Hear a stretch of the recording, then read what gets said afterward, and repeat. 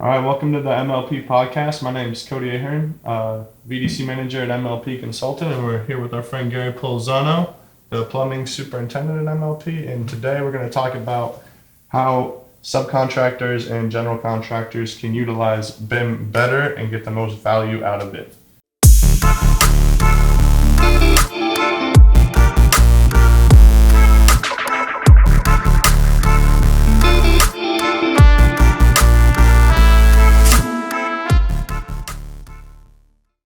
Gary, I know you've worked quite a long time in this industry, specifically the plumbing, but I know you've seen it all, piping, probably framing, probably every aspect of how a job goes from start to finish.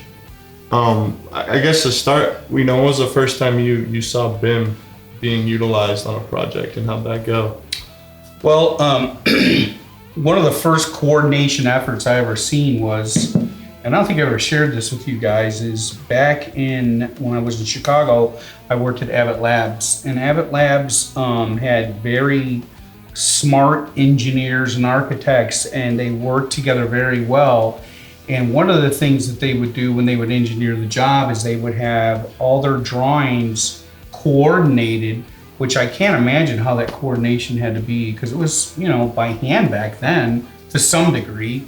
But they would produce drawings, and you would have your elevation of where you would run your pipes through the building, and the electrician, and so on and so on.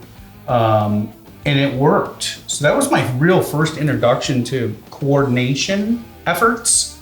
And that was in the 80s. And then from there, obviously as technology advanced, everything got better and better and better. So fast forwarding to what we do today with the full 3D BIM modeling, I would say it was some of the projects I started with at Luke Air Force Base here in Arizona, where I actually worked with MLP, and I was working for mechanical contractors as superintendent and working with MLP to obtain drawings and spool sheets and coordination effort being done by MLP. So to answer the question, it was in the late 2000s, maybe 2008, 9, 10, in that area. It seems like that's when BIM was really starting to take off, and, Yeah. and general contractors started to adapt using it more in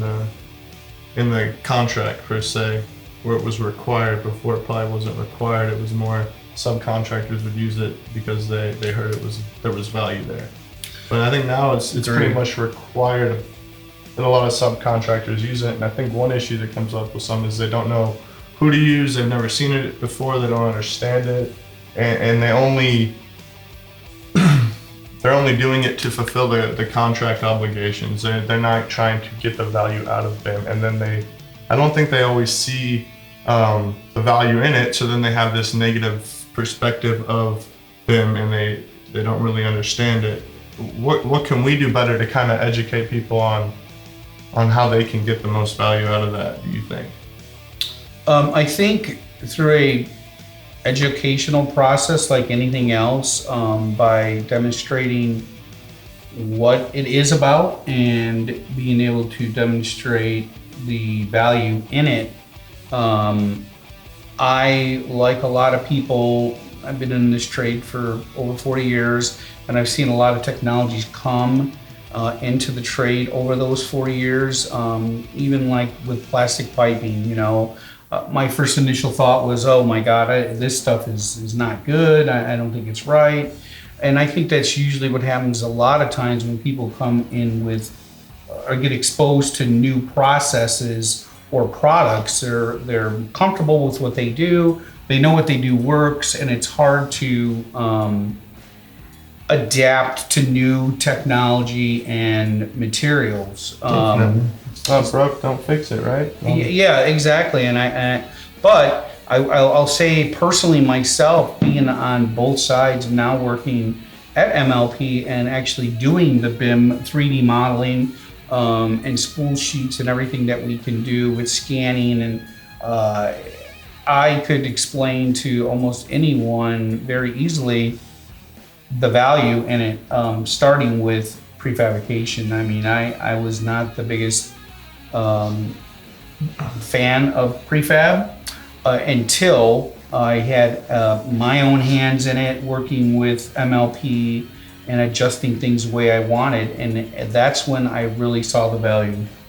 And when you say prefab, are you talking about just shop drawings or spool drawings or bill of materials or the whole thing all together? All those things together make it easy. And one of the things that I was able to do is when I was a superintendent in the field is I relied on MLP to provide me the bill of materials, or as we call it, the BOM.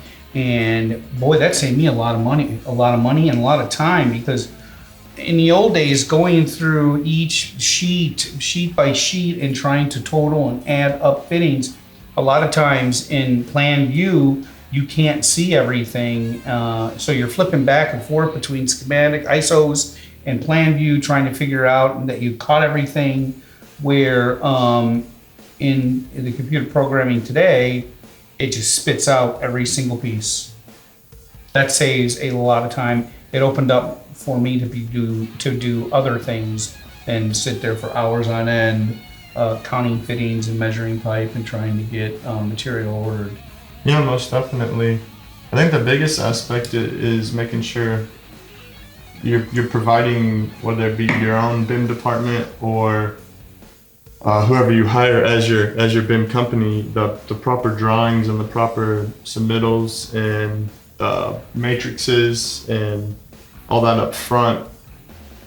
What can we do to kind of speed that up, I guess? Because it seems like there's a lot of clogged up stuff on the back end, with getting approvals, getting it back from the design team, but then the dates get pushed. So I think one thing we struggle with a lot in BIM, to get the most value out of it, is having those dates align with the BIM.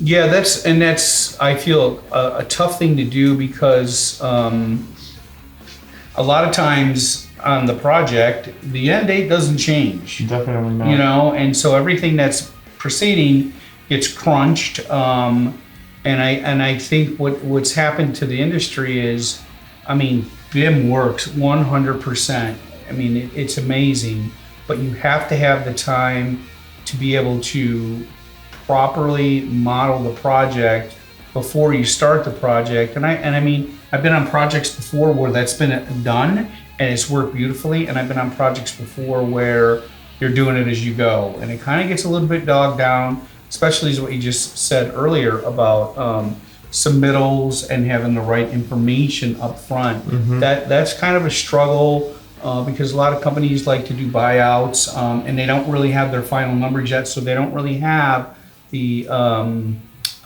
necessary mechanical parts, or fixtures, and so then you end up blocking things out inside the model because you're not really sure.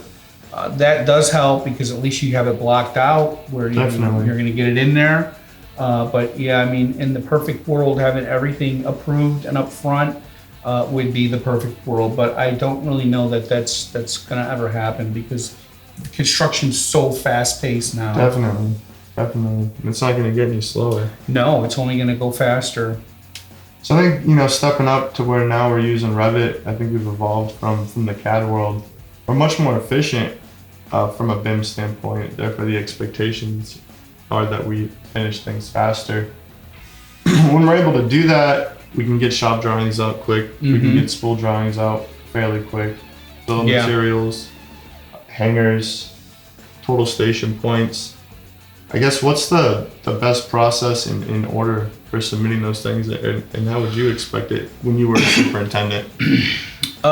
So from a plumbing point of view, obviously the first thing is always the underground, which is a lot of times maybe the easiest part, although a lot of people may think that's the hardest part, because a lot of times you're out there in an open field with nobody really around, and with today's technology with total station and being able to up to use points, and I'm sure we'll talk about this in a minute, the further advances of the tools available for total station. You can literally go to an open field, have the thing uploaded into the machine, and put down the points where you need them, and you don't even need a surveyor anymore. And to me, that's huge, because if you can do the project, when you go out there on a blank piece of land and start digging and installing your underground, it saves so much time. You don't have anybody in your way. You don't have any obstacles of a stem or a footing or batter boards in your way, or they already started the underground in one part and they got the walls poured. If you're able to get ahead of it, it is a significant amount of time savings. So at that point, you would essentially need a coordinated underground model signed off by the general contractor prior to even digging, really. Yeah. So that's the first huge step. And if you can acquire that, at that point, you're already ahead of the game. And it's just maintaining that from there, correct? Because then, yes. Are you prefabbing your underground depending on the situation? Yeah, I mean, I think now prefabbing underground is, there again, it was something that I was never really a fan of, but I'll tell you, I've done several projects just like I said a second ago, where you have the prefab drawings, you have the points, you prefab everything together, you go out there, you dig it, and I mean, you can put down, 200 to 300 feet of pipe when it's prefabbed easily in a day, where before you might get 100. So there's a significant saving when it comes to underground and prefab, and it works. I mean, I can say it. I've done it firsthand. It works. So are you ordering your bill of materials off of the spool drawings, or would you request that immediately after sign off, along with those total stations? I'd want it right after it's signed off and everybody's agreed, definitely, because I mean, in today's society with shortages, and you really need to get that material ordered quick as possible, especially if it's a large job, because we've all been through the thing of the supply chain hurting the industry to where you're not able to get things. So the sooner the better. There's another advantage right there of being able to get this done faster and get your order in faster than the 6 other companies that are behind you, so you get your stuff first. Yeah, that's real important. And I think our goal at MLP is, if the project's right, we have 4 guys on it, so that when you sign off that project or that level, you got somebody that's working on the bill of materials, you got somebody that's working on shop drawings, you got somebody jumping on the spools, and then you got somebody jumping up to that next level, because the GC's not stopping. As soon as they sign off the underground, they're like, all right, level 1, let's go. Right. And start that whole thing over. So in a perfect world, if you got the right amount of people on it, you're able to work efficiently, we can turn around a signed off level in a week with all the needed documents that you would require to successfully implement a perfect BIM project. Yeah, I agree. And I mean, if you think about the time frame that you just put out, which is 1 week, back in the day, that could be a 2 to 4 week process, depending on available manpower in the field to do everything that we're relying on computers to do. And one of the things that I'm lucky for coming into the BIM world when I did was, Revit wasn't a thing until of late, right? So when you started, you were using AutoCAD, and Revit it's amazing. I mean, I did a little AutoCAD, but nothing like you've done. But we don't even really do any projects in AutoCAD anymore. I think everything's Revit, right? Definitely, and with the add-ins we have, whether it be Evolve Mechanical or BIM 360, or just the updates that they've made just in the last 10 years, it's a game changer. We can produce drawings and content 5 times faster than we ever could in AutoCAD. So it can bring the job cost down, the BIM cost down, and make it more affordable for these companies that haven't wanted to utilize BIM. You might spend a little more money on the front end, but you're going to save a whole lot on the back end, and I think that's where you're going to make your money. I agree, and I think that's sometimes a hard pill to swallow for a lot of contractors, because contractors that are not using it on a regular basis don't really see the value in it because they haven't done it. Sometimes it requires maybe a little bit of a leap of faith to trust the system. A lot of contractors don't want to do that just because, like I said, they're old school, they got their own way of doing things. But there's no way anybody could ever tell me that doing it the old way versus the way we do it today is not a labor savings, and that is the biggest cost in any construction project is labor. So I think our goal, on every project is to make sure that we're allowing the subcontractor, whoever it may be, to get the most value out of it, whether they've used BIM 100 times or it's their first time using BIM. So, Yeah. I mean, you've been with MLP now 2 years, and what projects have you seen it that, they've been real successful? I mean, I know we can't name the project, but maybe, give some examples. So, I mean, we've done a lot of things. We've done science centers, we've done schools, we've done colleges, we've done airports, we've done a lot of medical facilities. So we've really covered the gamut, I believe, in almost industrial, almost every industry. The only thing we haven't done is residential, and that's because it's not necessary. But I think we've covered every industry type of project that there is. I can't think of anything that we haven't really had our hands in. So the experience level that we're obtaining is pretty rapid because of all the projects that we've been exposed to. Yeah, I definitely agree. And with the implementation now, with the HoloLens that we have, we can bring now that model to the field.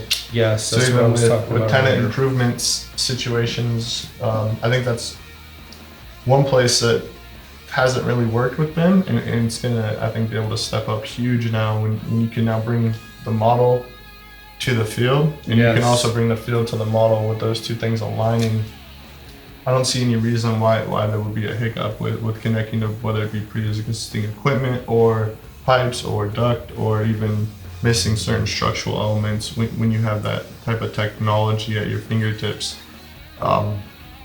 When you first exposed me to the Yeah, HoloLens, definitely. I was amazed, It's pretty cool. blown away, where you have this lens you're looking through and you can see the project and it's just like right in front of your face. And one of the things that we did as a test was the prefabricated pipe that we did from a spool sheet.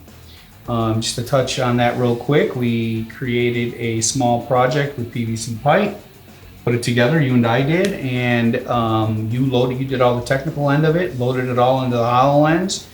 And so what ended up happening was when you put it on and you looked at the project that was sitting on the table, it lined up perfectly. And the thing that caught me the most about that process was that is the perfect thing for a QA/QC Definitely. in a prefabrication area.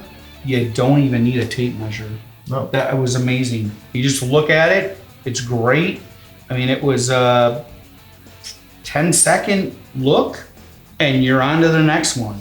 And I mean, that takes longer than that to get a tape measure out. Definitely, and if your field team has one, out on the job site, I believe it hooks up to the Trimble cloud, and that allows you to just basically upload your BIM department can be remote. They don't even need to be in an office, and they can upload it directly to that cloud, and it's in the field team's perspective immediately. Yeah, They can just hit amazing. refresh, so you can make a change. They can put the goggles on. They can look at the change and say, nope, doesn't work. Yeah, it does work.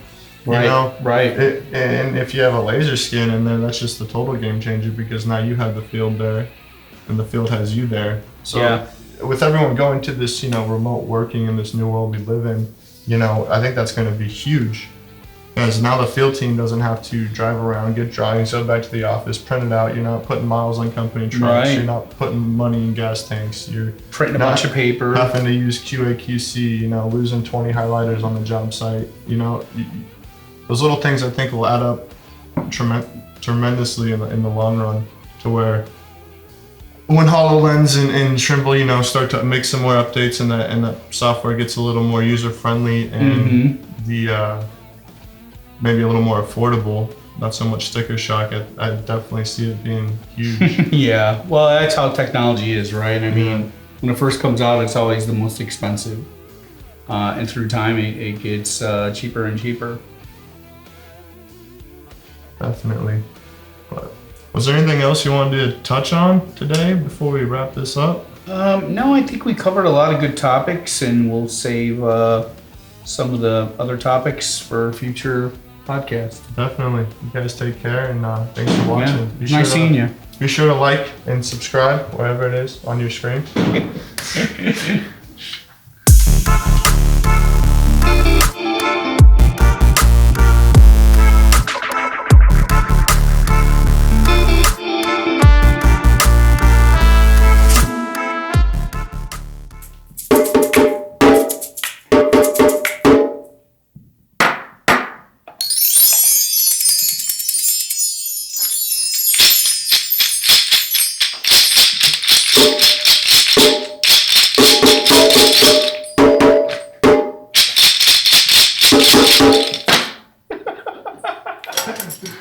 Oh.